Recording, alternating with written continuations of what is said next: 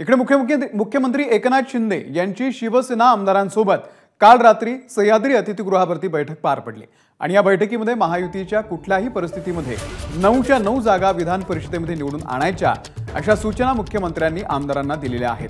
त्यासोबतच विधानसभा निवडणुकांच्या दृष्टीने देखील कामाला लागा, आपापले मतदारसंघ सांभाळा अशा सूचना मुख्यमंत्र्यांनी केलेल्या आहेत। त्यासोबतच लाडकी बहीण सारख्या शासनाच्या योजना, त्यासोबतच इतर लोकोपयोगी ज्या योजना आहेत, सरकार करत असलेलं काम असेल ते तळागाळापर्यंत लोकांपर्यंत पोहोचवा असे सुद्धा निर्देश आता मुख्यमंत्र्यांनी आपल्या आमदारांना दिलेले आहेत। त्या बैठकीमध्ये नेमकं काय झालं आपण पाहूयात। कुठल्याही परिस्थितीमध्ये महायुतीच्या 9च्या 9 जागा विधान परिषदेमध्ये निवडून आणा, विधानसभा निवडणुकांच्या दृष्टीने कामाला लागा, आमदारांनी आपापले मतदारसंघ सांभाळावे,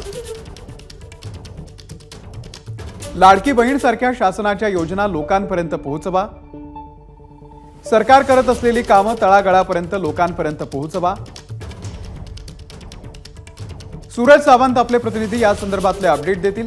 सूरज, काल मुख्यमंत्र्यांनी आपल्या आमदारांना पुढच्या निवडणुकांसाठी तयार राहण्याचे आदेश दिलेले आहेत, लोकांपर्यंत काम पोहोचवायचे अशी सुद्धा तंबी भरलेली आहे। काय नेमकं घडलेलं आहे कालच्या बैठकीमध्ये?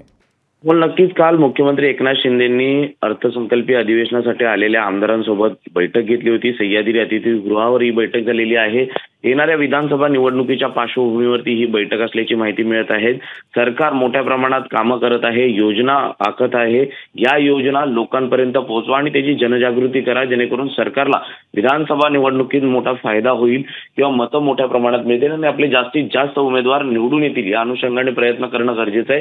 त्याचबरोबर विधान परिषदेच्या संदर्भात देखील आमदारांना मार्गदर्शन मुख्यमंत्र्यांकडून करण्यात आलेले आहे। 9 जागा महायुती लढवत असून त्या 9च्या 9 जागा निवडून येण्यासंदर्भात मतदान कसे करावे, काय नेमकी मतदान प्रक्रिया असणार आहे, या संदर्भात देखील समजावून सांगण्यात आलेले आहे। त्याचबरोबर जी लाडकी बहीण जी सरकारची योजना आहे ती लोक उपयुक्त आहे, महिलांसाठी महत्त्वाची आहे, त्याची जनजागृती मोठ्या प्रमाणात करावी, या अनुषंगाने मुख्यमंत्र्यांनी मार्गदर्शन केलेले आहे। राजस्थानच्या पार्श्वभूमीवरती ही योजना महाराष्ट्रात आली। राजस्थानच्या निवडणुकीवेळी त्यावेळी तिकडे त्यांना फायदा झाला होता, त्याचाच फायदा हा महाराष्ट्रातही आपल्या सरकारला होऊ शकतो, हे देखील पटवून सांगण्यात आलेले आहेत। त्यामुळे निवडणुकीच्या पार्श्वभूमीवरती कामाला लागा असा एकच संदेश मुख्यमंत्र्यांनी आमदारांना दिल्याचं कळतंय। सूरज, धन्यवाद दिलेल्या या संपूर्ण माहितीबद्दल। एबीपी माझा, उघडा डोळे बघा नीट।